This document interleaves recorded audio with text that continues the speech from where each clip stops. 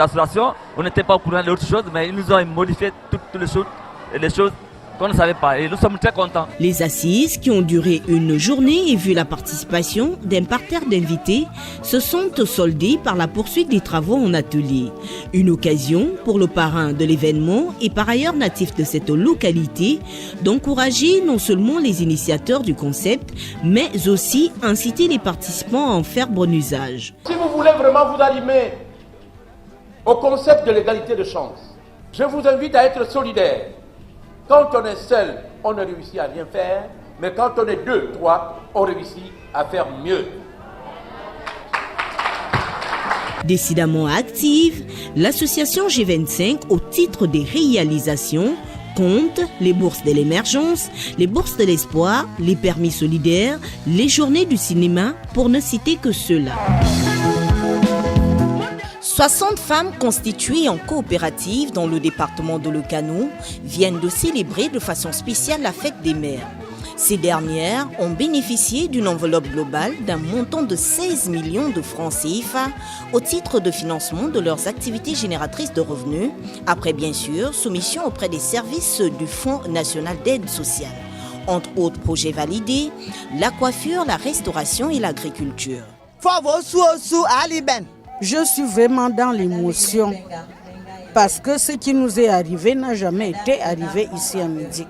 Je remercie à monsieur le président Ali Bongo Ondimba pour ce financement, pour faire mon petit commerce. Une gestion rigoureuse de ces premiers financements devrait permettre aux bénéficiaires de sortir de la précarité et prétendre à une prospérité économique et sociale durable. Comme disent les Chinois, il vaut mieux apprendre quelqu'un à pêcher qu'à lui donner du poisson. Chers compatriotes de nos canaux, c'est de faire bon usage. C'est de faire bon usage. Ce financement est la matérialisation de la volonté du chef de l'État qui prône une autonomisation achevée de la femme gabonaise en général et celle de Lecano en particulier. Ce projet a été lancé il y a quelques mois sur instruction du chef de l'État, c'est-à-dire qu'il permet aux femmes de Lecano d'être autonomes, d'avoir des activités génératrices de revenus qui leur permettent effectivement d'élever leurs enfants, de faire face à l'ensemble de leurs charges. À travers cet acte que nous venons de poser aujourd'hui, il va sans dire qu'il va essaimer sur l'ensemble du territoire national, donnant ainsi un sens à la politique donc de partage, mais également donnant un sens aux activités du Fonds national d'aide sociale qui assiste 3 FO ici, et qui permet effectivement de réaliser ce que nous venons de faire. Il convient de souligner que ces femmes ont préalablement suivi une formation pratique sur la conduite des projets dirigée par les services techniques du FNAS. Formation sanctionnée par la remise des attestations. Au lendemain de la réception des chèques des mains des autorités compétentes, les 60 bénéficiaires du fonds de financement d'encouragement des activités génératrices de revenus sont officiellement rentrés en possession de l'argent en espèces. Sur près de 200 dossiers soumis à leur appréciation, le Fonds national d'aide sociale a validé les 60 dossiers suscités, une validation soumise à plusieurs critères. Comme critère, il y a le marché, il y a le rapport entre le montant de demande et les financements disponibles. Il y a le critère de projet. Nous allons quand même regarder le critère âge. Le FNAS est dans sa mission de sortir une partie des Gabonais qui sont économiquement faibles de la pauvreté. Contrat à l'appui, ces femmes qui ont décidé de prendre leur destin en main en s'autonomisant dans divers domaines d'activité remercient le gouvernement et le chef de l'État Ali Bongo Ondimba pour les efforts qu'il déploie dans la lutte contre l'oisiveté et pour le bien-être des Gabonais. Je remercie mon excellence Ali Bongo Ondimba. Je vais faire le commerce avec cet argent. Je vends le linge. Je suis en train de faire des gâteaux. Je fais les gâteaux, je vends aux clients. Dans mon service, je fais en même temps les œufs, le lait, des petits trucs comme ça. L'exemple que je pourrais donner aux autres femmes, c'est de ne pas croiser les bras, même si tu es fonctionnaire. Tu peux quand même occuper une autre fonction à côté qui va t'aider en attendant ta fin du mois. Parce que si tu attends seulement compte tenu des responsabilités que nous avions, le salaire ne nous suffit pas. De l'agriculture en passant par le commerce de proximité, coiffure, restauration et bien d'autres, jusqu'à la braderie, ces Okanoises disposent désormais des clés de la réussite sociale, de l'épanouissement et de la stabilité financière. Reste maintenant aux différentes bénéficiaires de mettre en pratique les enseignements reçus des services techniques du FNAS lors de la précédente formation. Quelques mois après le lancement de l'opération planting dans le département de Lecano, la date des premières récoltes est connue. Ce sera en octobre, si ça pousse bien. 62 hectares. Je crois qu'on a eu à travailler déjà sur 4 hectares déjà déblayés et 3 déjà plantés. 1 hectare pour la banane. 1,5 hectare pour le manioc. Le Gabon, à travers la mise en place du programme Graines, veut faire de l'agriculture le levier de l'autosuffisance alimentaire dans notre pays. Une volonté acceptée par les coopératives des sites Mumvemonyo et Avolzam d'Atout. Le peuple gabonais doit se battre pour la réussite de ce projet. Nous estimons que dans quelques années, le Gabon va bien évoluer en matière agricole. Cette initiative, qui à la base doit contribuer à long terme à réduire le déficit alimentaire, estimé aujourd'hui à près de 75% du son total exode rural, doit sur la même lancée générer plusieurs emplois. Sur Minzik, nous avons commencé avec 2 coopératives, notamment 2 sites. Pour les 2 sites, je crois que nous sommes à 60 personnes pour les 2 sites. Donc 30 membres sur chacune des coopératives qui exécute régulièrement les activités. Le département de Lecano, selon les experts, dispose des caractéristiques énormes et surtout d'un sol favorable à l'agriculture. Comme principale qualité, il y a tout ce qui est les apports en termes de fertilité des sols. J'avoue que si les puits sont au rendez-vous et que nous puissions faire toutes les opérations autant que possible, j'ai fort espoir que tout se passe bien et que nous puissions atteindre le but. Le programme Graines est donc mis en route et encouragé par une prime d'une valeur de 100 000 francs CFA que le président de la République alloue à tous les agriculteurs présents sur les différents sites. C'est ici que sera désormais implantée la première cité rurale faite à partir des essences du Gabon. Nous sommes là à Viafé, village situé à 5 km du carrefour Lalara et à 55 km de Minzik, chef-lieu du département de Lecano. Ici, toutes les parties prenantes pour la mise sur pied de ce projet baptisé Doc City s'y retrouvent pour la pose de la première pierre. Cette action, qui s'inscrit dans la politique sociale, qui promeut un habitat décent pour les populations rurales, comprend dans sa première phase de lancement 10 maisons dont la livraison est prévue dans un délai de 3 mois. RFM apprécie le fait d'avoir été choisi pour le pilotage de ce projet. Nous en sommes un peu plus fiers et surtout contents de voir que l'État commence à songer tout justement à se tourner vers des entreprises qui produisent localement et qui ont des compétences. Ces maisons, qui seront entièrement construites avec du bois gabonais, viendront matérialiser davantage la politique de transformation locale du bois.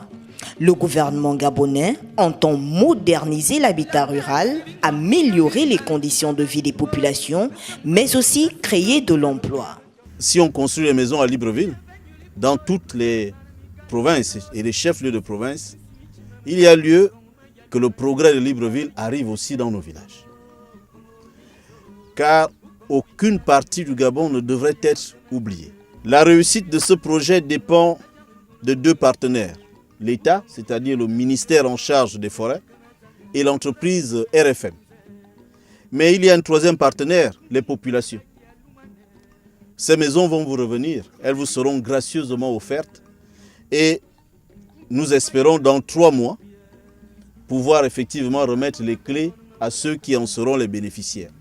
Les habitants de Viafé ne cachent pas leur sentiment de fierté pour le choix porté sur leur village comme site pilote pour le lancement du dit projet. Viafé est un site pilote, il faut le rappeler, parce que dans le cadre de la politique du chef de l'État, c'est de donner à tous les villages de notre pays des maisons construites en bois, des maisons avec le minimum vital qui permettent à ce que les populations locales aussi puissent se sentir bien.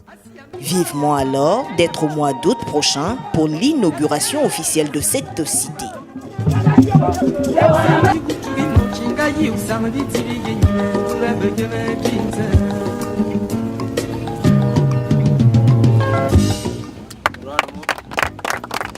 C'est effectif à travers la pose de cette première pierre. Le district de Sam, dans quelques mois, sera doté d'une tribune officielle qui répond aux exigences de l'heure. Cet édifice, qui se veut moderne, vient contribuer à redorer l'image de cette localité confrontée à d'autres problèmes tels que l'absence d'établissements scolaires secondaires. La construction de cette bâtisse devrait également procurer de l'emploi aux jeunes Okanois en cette période de vacances. Je vois des jeunes ici, des grands qui peuvent travailler.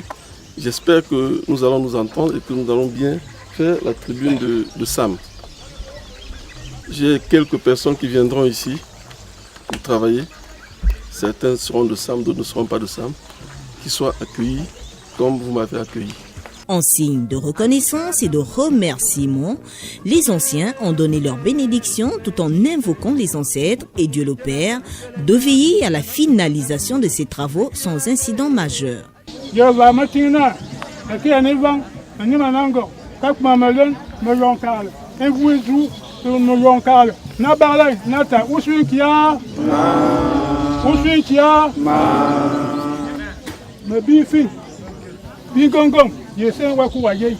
La tribune officielle de Sam répond à une demande des populations de cette partie du département de Lekanou. Les travaux financés entièrement par l'État gabonais sont estimés à près de 50 millions de francs CFA. Le complexe culturel de Mindik, dans quelques mois, ne sera plus un projet.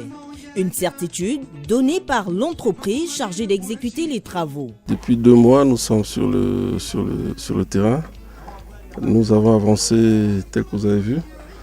Aujourd'hui, nous sommes au niveau du coffrage des crémaillères, des poutres qui vont abriter la structure. Nous nous attelons pour que le délai qui a été prévu, que le chantier soit livré à ce délai.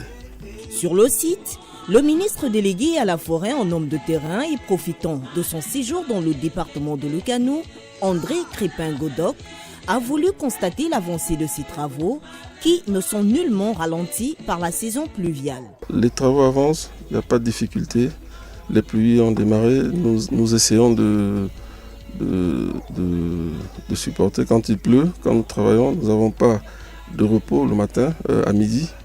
Parce que très souvent il pleut à partir de 13h, donc nous préférons travailler et récupérer le repos à la fin de la journée. Cette bâtisse moderne, R+1, comprenant entre autres une salle de réunion, un musée municipal, une bibliothèque multimédia et des gradins d'une capacité de 300 places, va indéniablement contribuer à l'épanouissement social et culturel, non seulement des populations okanoises, mais également de celles environnantes. Par rapport au suivi, je dirais qu'il y a d'abord une bonne collaboration avec l'entreprise, bonne collaboration entre l'entreprise et les autorités locales que nous sommes. Et aujourd'hui, par rapport aux avancées, nos populations sont toujours derrière, nos populations sont toujours en attente, ils sont même impatients et on leur rassure que le complexe est livré dans les délais. Soulignons que la construction de ce complexe culturel est la matérialisation de la prise en compte de la culture, l'un des piliers de programmes de développement durable à succès.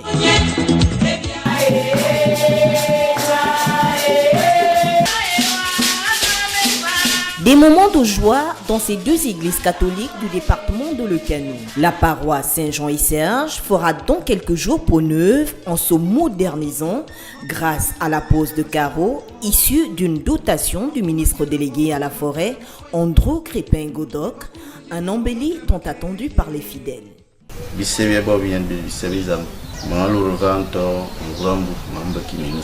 Il y a plus d'1 an, je suis passé par ici et j'ai promis revenir. J'espère que ce matériel vous sera d'une grande utilité. L'embellissement de cette église contribue au rayonnement de Minzik. C'est Dieu qui donne. Il est normal qu'on le remercie. Construite depuis plusieurs années grâce à la détermination des communautés villageoises, ces dernières se disent heureuses et fières de cette attention particulière et de ce soulagement financier. Merci de nous venir en aide. Nous étions déjà épuisés financièrement. C'est Dieu qui vous envoie vers nous, car il sait que nous étions dans le besoin. Puisse Dieu, mon fils, vous bénir davantage. J'appelle Jean Saint-Jean et Sèvres. Du côté de la paroisse Saint-Antoine de Padoue, de nouveaux fidèles s'enregistrent à travers la prise de leur premier sacrement, le baptême. Une émotion presque divine. Dans ces différentes localités, les cérémonies ont revêtu une solennité particulière.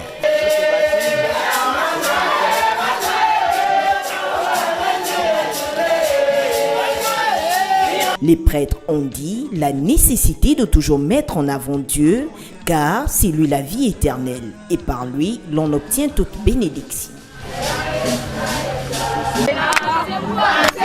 C'est par un match de football que les Okanoises ont décidé de célébrer leur fête des mères. Une rencontre entre mère et fille qui avait pour but non seulement de raffermir les liens, mais surtout de partager des moments de détente véritables, oubliant en l'espace de quelques heures le train-train quotidien propre à la femme. Loin des règles exigées habituelles, elles ont occupé le stade en exécutant de manière libre les mouvements. 5 minutes après le coup d'envoi donné à 17h, ouverture du premier score.